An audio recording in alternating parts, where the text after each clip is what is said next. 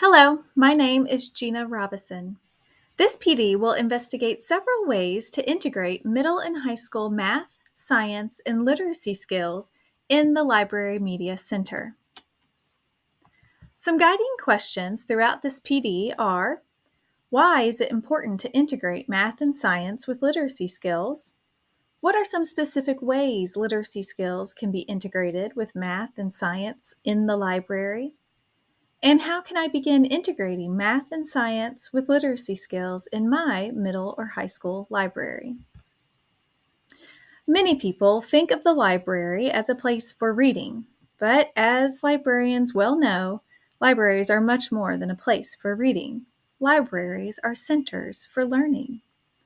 The resources we carefully curate within our libraries can lead to some exceptional math and science connections.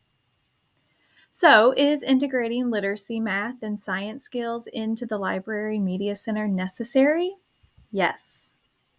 One compelling reason why literacy, math, and science skills should find their way into middle and high school libraries is that the three subjects share many common skill sets. Making inferences, asking questions, developing vocabulary, and analyzing are all skills common to literacy, math, and science. By integrating math and science with literacy, students can develop and extend these common skills to make better sense of the content. Literature can provide excellent modeling situations for a math or science concept, as well as provide an important context for learning. In this graphic, based on the work of Tina Chweck from Stanford University, the commonalities among the practices in math, science, and English language arts are presented using a Venn diagram. In the very center, colored gray, are all the practices that literature, math, and science share. But we can also consider the shared practices between two of the content areas, such as those between math and English language arts. I feel this is a powerful graphic that visually demonstrates the natural connection between these three content areas. But perhaps the most intriguing reason for integrating literature and math and science at the middle and high school library is that literature allows for students to make that ever important personal connection to their learning. In the text, Essentials of Young Adult Literature by Kathy Short and others, it is written, "Story is a mode of knowing, one of the primary ways in which we think and construct meaning from our experiences. Our views of the world are a web of interconnected stories, a distillation of all the stories we have shared. This means that not only are our brains hardwired to latch on to stories, but they already have a vast network of stories in which to connect new thinking to. By providing math or science related stories to middle and high school students, we are tapping into this great network and giving our students the opportunity to give isolated math or science concepts meaning and connection." So, now we're going to investigate three different strategies that you can use to integrate literacy, math, and science skills into your library's media center. The first strategy is to integrate literacy, math, or science skills in your library is book groups. Book groups are simply small groups of students that read, analyze, and discuss a common text. Book groups are versatile to accommodate a variety of learners. If the group consists of highly motivated students, you can set your book groups up to be less structured, allowing those students to kind of take their discussions in whatever direction they feel. If your students thrive with more structure, your book groups can run more like literature circles, where every person has an assigned role with specific tasks to complete, and then they share with the group. The great thing about book groups is that their scheduling is flexible and it has the ability to differentiate for different learners and their needs, and you can use a whole variety of texts. Take a few minutes to watch this group of middle school students conducting a book group discussion. Today we will be discussing pages 187 to 212 and Because of Mr. Terry. Who would like to go first? I can go first, I guess. Alright. Um, when Luke said he should blame himself, what were you thinking? Like, what did you feel about him saying that? And do you think he was justified in thinking that, or do you think it was something that he shouldn't have been thinking? When Luke said he should blame himself, I thought like maybe that he was justified in saying that because it is true he does have himself to blame, but that also the others, like the entire class, is also to blame because one, they egged on Peter and they caused him to get that angry. Like it's not just one person's thought. And like even though Peter threw the snowball, it's basically cause and effect. The cause was everyone getting up on him. The effect was Peter throwing the snowball. Yeah. What do you think, Cassie? Um, I think that it's like you said, it's not just his fault, so he can't be like, oh, it's all my fault. Like, yeah, I shouldn't have done that. So he is a teeny bit to blame, but he shouldn't like keep telling himself that, or else it's gonna demoralize him, maybe? Yeah. I think that is very true. But him, like you said before, him just blaming himself is not really the way to go about it.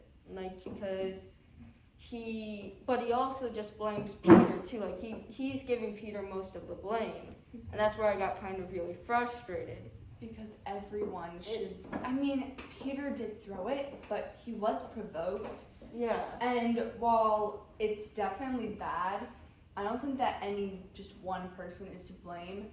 Everyone who was involved in it had a part in it. Like, Alexia kicking snow into his face. That just added up to his anger, and that probably would have been okay. He probably would have then pushed her off one of the snow mounds. All fun, but when he had his head pushed down into the ground multiple times, that's when it kind of became. Yeah. Take a minute to pause this presentation to think about how book groups might look in your library.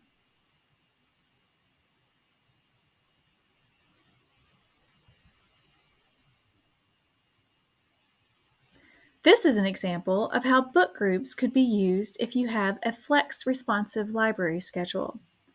With the responsive time, you could pull small book groups when it is best for the content teacher you're collaborating with.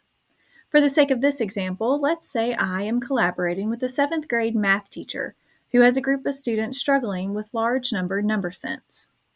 I would send a quick digital student learning inventory, maybe via Google Forms, to determine this group's student learning preferences if I didn't already know the students.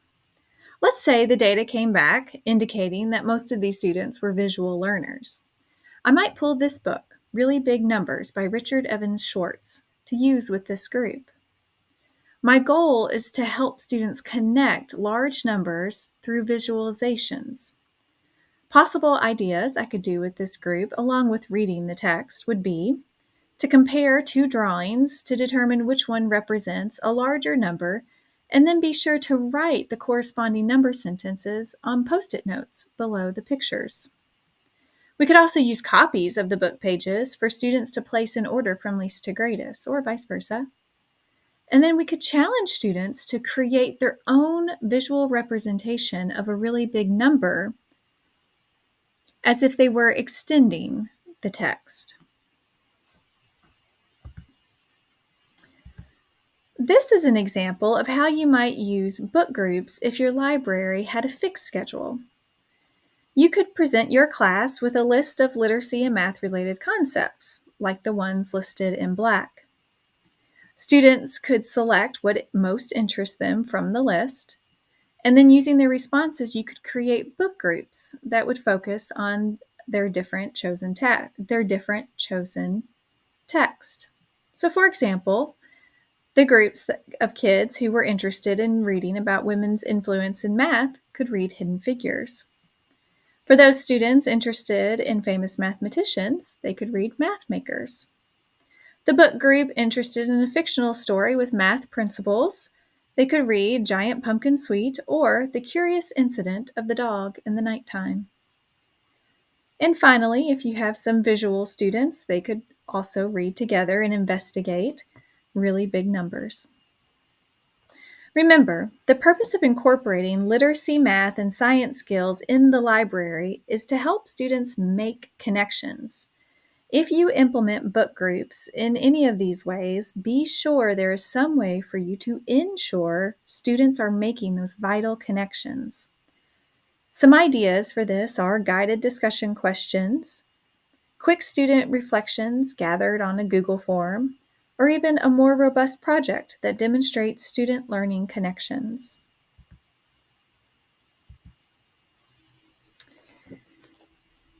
Our second strategy is makerspaces. Makerspaces are common in library media centers these days.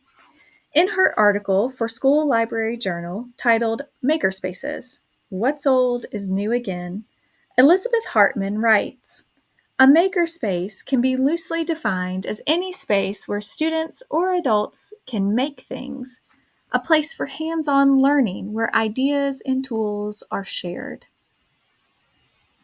Makerspaces can be designated rooms, carts, or tables. Makerspaces are a great way to tie STEM, science, technology, engineering, and math concepts, to literature in the library. Laura Fleming, a library media specialist and the author of Worlds of Learning, Best Practices for Establishing a Makerspace for Your School, uses her makerspaces to encourage students to play with stories.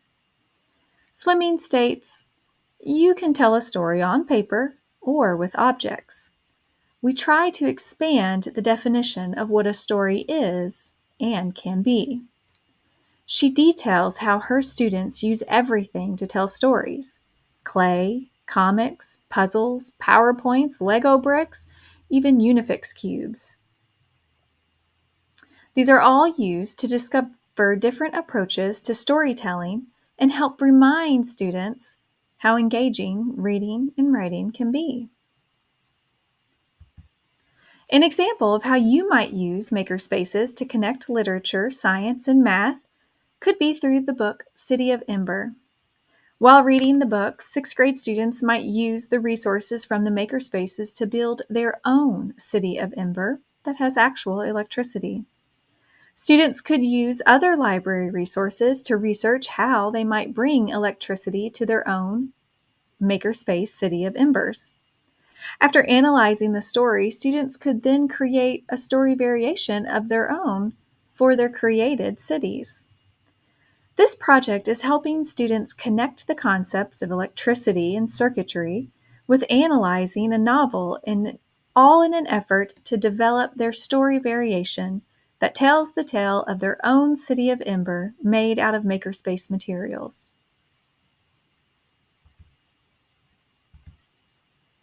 Our final strategy for how to integrate literacy, math, and science skills into the library is through project-based learning.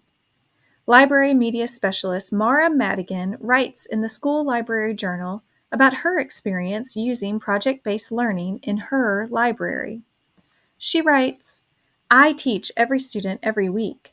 This access, combined with a flexible curriculum, provides incredible opportunity and responsibility. Madigan uses her fixed schedule to provide students with great cross-curricular learning experiences. She writes, all my PBL projects have hands-on components in which students physically create something. This increases engagement and allows students to show different strengths.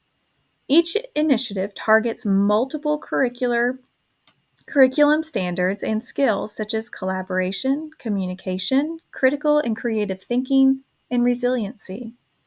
Learning how to work in a group, compromise, innovate, and overcome setbacks are all essential life skills that kids practice during PBL projects. Take a minute to watch this short video relating the difference between school projects and a PBL. Start a new project.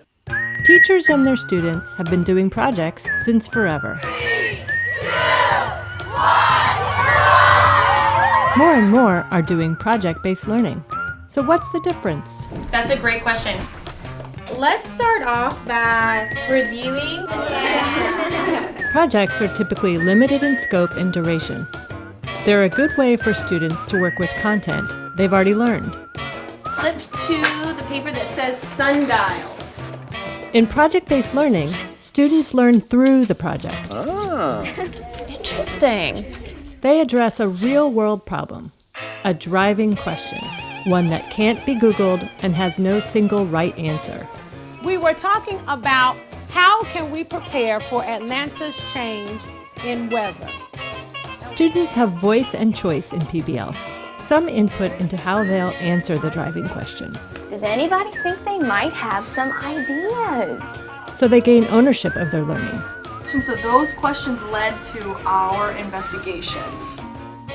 They collaborate in a process of sustained inquiry, lasting more than a few days. We've got a whole lot of work to do. They reflect on their learning through discussions, formative assessments, and critiques of their peers' work. We are going to take a look at one of your friends' work today.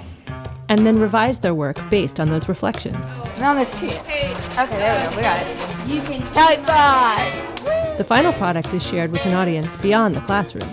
Maybe that's professionals in a related field, I appreciated how thoughtfully you responded. or it could be the kids in the class next door.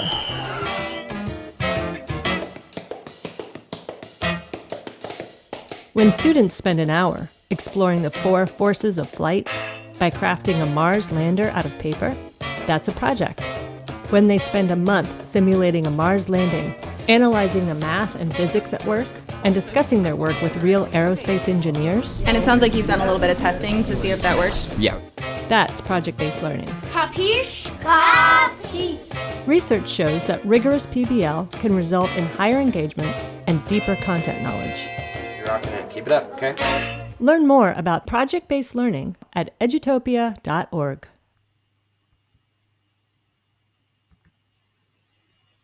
Some examples of PBL projects students have completed in Madigan's library are listed on this slide. Take a moment to pause this presentation to read these examples and identify any areas you might like to try in your library with your students.